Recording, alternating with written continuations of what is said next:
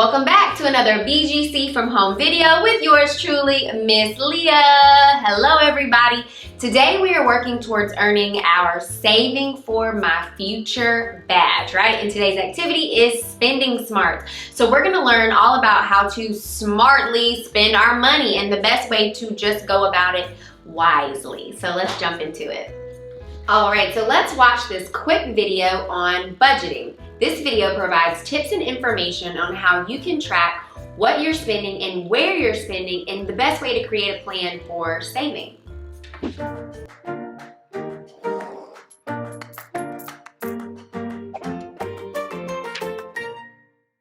Do you ever feel stressed about money? Unless you're a prince or a preschooler, you probably said yes. For a lot of people, it always feels like there's not quite enough to go around. You're constantly having to make tough decisions about what you can forgo, and it never feels like you're really in control of your finances. Well, when you need a bit of inspiration, look no further than the front of a $1 bill. I'm talking about this guy, George Washington. Besides being the first president of the United States, General George Washington was the commander of the ragtag Continental Army during the Revolutionary War.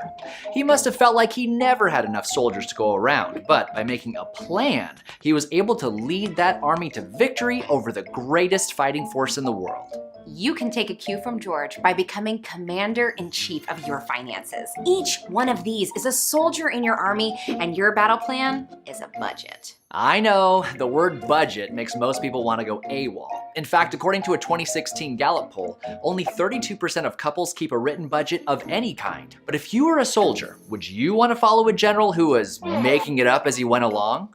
A lot of people tend to think of budgeting as prediction, estimating what you'll make in future months and how you'll want to spend it. But the most effective budgets work exclusively with present dollars. After all, you can't give orders to soldiers that don't exist. So the size of your army is only how much money you currently have in your bank accounts. And as general, your role is to give every last one of those soldiers a job to do. So if you have a total of $10,000 across all of your accounts, you need to decide how much of that you're going to spend this month and how much you're going to set aside for savings. Before we can decide how much we want to spend, we need to know how much we're spending now. Print out your last 3 months of bank statements and put each expense into one of 5 categories. Essentials. These are the things you can't do without. Rent, utilities, groceries, gas, car payments, health insurance, anything you need to live or do your job effectively. Security. These are expenses that increase your financial stability, like building emergency funds or paying off debts. Don't double count credit cards in this category though. If you use a card to buy groceries, that expense should go in essentials. Goals. This is money you set aside to achieve big life goals, like saving up to buy a house, starting your own business, or taking a special vacation. Lifestyle. These are expenses that help you navigate your social world. Personal grooming and apparel, gifts for friends and family, gym memberships, even pet needs can go in here. Discretionary. This category is all about treating yourself. Going out to dinner, renting a movie, buying a video game, or getting a massage. Everyone has their own priorities, but think of this as a good battle plan template, with the most urgent needs at the top and the more flexible ones towards the bottom. Now that you know how much you generally spend on these categories, you can start assigning your soldiers to next month's duties. Unless you're living paycheck to paycheck, you probably have some money left over. But don't let those soldiers just sit around.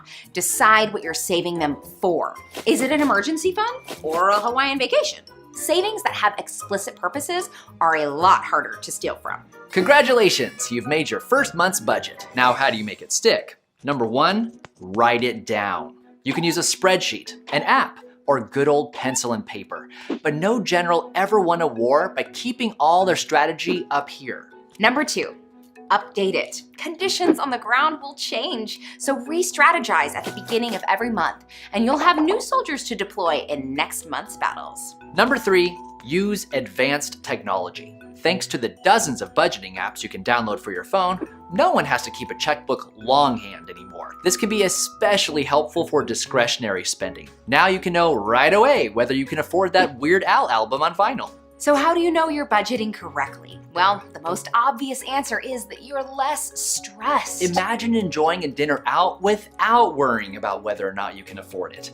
Imagine not holding your breath every time you check your account balance. You'd be amazed how much you can improve your mood just by introducing more clarity and control into your finances. Like a lot of good financial habits, the point of budgeting isn't to have more money. It's to be happier with the money you have. And that's our 2 cents. We want to tell you about the new PBS Digital Studio series, Say It Loud, a celebration of Black history and culture and its impact on how we live today. Hosts Evelyn from the Internets and AZ Dungy give you a comedic take on identity and pop culture, from Black Pride movements to Black Twitter shenanigans. Check out Say It Loud in the link in the description below.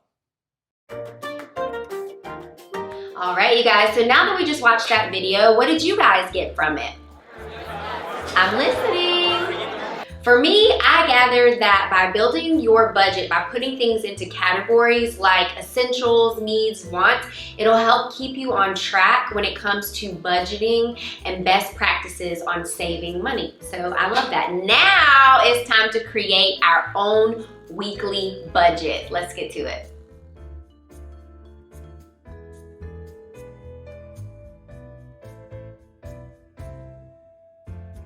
All right, so now let's take a look at our weekly budget handout. You can print it off or just pull it on up and use it as a reference.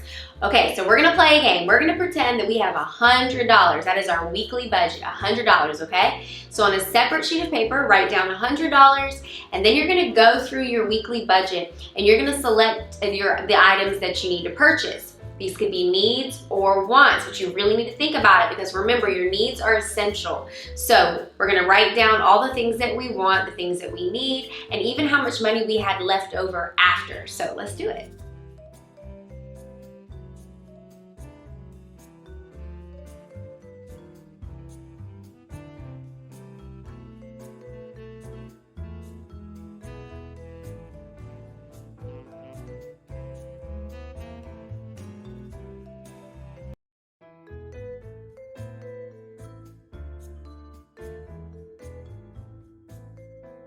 So this was actually a pretty fun activity. So just to kind of go over mine, and I actually did pretty good, you guys, going through the weekly budget. Remember, keep in mind we had only $100. I used $20 for a bus pass for the week so I could get to and from where I needed to go. Vending machine snacks during work hours or school hours, that was $15. So after the bus pass and vending machine, I've got about $75 left. Then toiletries, that's an essential. So I went through those essentials first, right? We want to go through the needs first, not the wants. And then I even put 20 up for emergency savings. And that gave me some money left over to do dinner with friends. And even after that, you guys, I still had $32 to my name. So I was doing pretty good. How did yours turn out? Great. All right, so now let's switch things up to the 50-30-20 rule. So the 50-30-20 rule is 50% of your income goes to transportation, food, essentials. 30% is gonna go towards like a want, so entertainment, dinner with friends, something like that. And then the other 20% goes to savings. So with the 50-30-20% rule, we're going to take a piece of paper, we're gonna fold it up into 3 different sections, I believe, and we're going to label it needs, wants, and savings. So let's do that.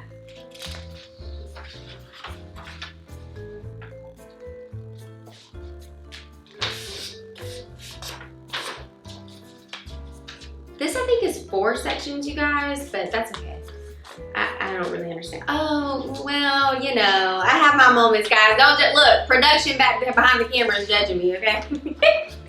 Okay, so I got 4 sections. I'll just decorate one. So once you do this, then you're gonna take what you created from your weekly budget and you're gonna put it into those categories that it is related to, right? So you're gonna put what you spent from your $100 budget and select if it goes into the savings, entertainment, or the needs, like essentials, okay? So I'm gonna do that and then we'll see what we have left. All right, so let's take a minute to just review some of the decisions that we made, some of the spending choices that we made. By doing it this way, by folding it up and placing it into categories, did you find that it was harder to put things in the right category, or to save, to budget, or did you find it easier? For me, they were both essentially the same as far as like being able to budget. When you break it down this way, you definitely see that, okay, vending machine snacks, that's not a need, that's a want, you know? Dinner with friends. But by doing this, you see how much you have left over. And again, in the smiley face, I have, after going over my needs, my wants, and even savings, I have $32 left over. So I can maybe do a little more, or if I'm smart, put more into savings. So that was today's activity. That was really fun. All right, you guys, so be sure to click I'm done for today's budget hacks activity so that you can earn a star towards the Saving for My Future badge. And if you want to learn more about how to wisely budget and how important it is to budget wisely, check out the Pay It Forward activity. All right, you guys, I'm out of here. But until next time, just remember, great futures start here. Ta-ta.